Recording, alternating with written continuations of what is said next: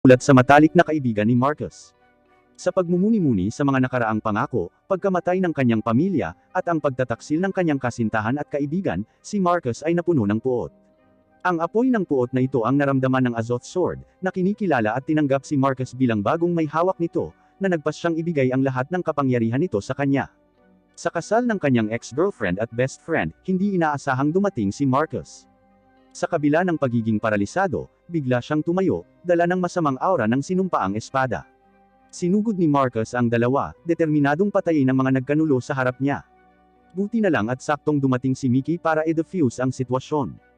Gayunpaman, ang Azoth Sword ay nagpakawala ng isang nakakatakot na itim na aura, na nakakulong kay Mickey sa loob nito, habang hinahabol ni Marcus ang tumatakas na mag-asawa.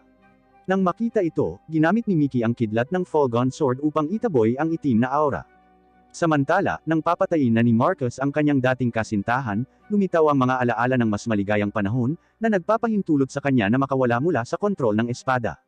Susunod, si Mickey, isang mahalagang miyembro ng organisasyong Shush-ID, ay nagpaplano na dalhin si Marcus sa kanilang base, dahil ito ang pinakahuling destinasyon para sa Bus-Oma. Sa ibang lugar, nagising si Guy, na nawalan ng braso, ang kanang braso ay napalitan na ng prosthetic na gawa sa demonyong espada na Shiryu, na pinagsanib siya nito. Pagkaraan ng ilang araw, ganap na gumaling si Guy, na pinagsama sa Shiryu. Gayunpaman, pinagmumultuhan siya ng pag-abandona ng kanyang ina at naramdaman niyang mas mabuting mamatay kaysa mabuhay sa gayong kalungkutan. Noong araw na iyon, ang kanyang kapwa-alagad na si Tatsumi, na labis na nahuhumaling sa dalagang si Sayaka, ay hindi na nakapagpigil. Dahil sa labis na damdamin, pilit niya itong niyakap, determinadong kunin ang unang karanasan niya sa kagubatan, at itinaya pa ang kanyang buhay para dito. Gayunpaman, namagitan si Guy sa oras, na nagpahinto sa lahat. Galit na galit, inatake ni Tatsumi si Guy ngunit wala siyang laban. Biglang tinawag ng Shiryu si Guy upang patayin si Tatsumi, ngunit ginising siya ni Sayaka mula sa kontrol ng espada. Bumalik sa nayon, nagpatuloy ang nakamamatay na paghihimok ng Shiryu, na nagdulot ng matinding pananakit ng ulo ni Guy. Sa kabutihang palad, ang yakap ni Sayaka mula sa likod ang nagpatahimik sa boses ng Shiryu.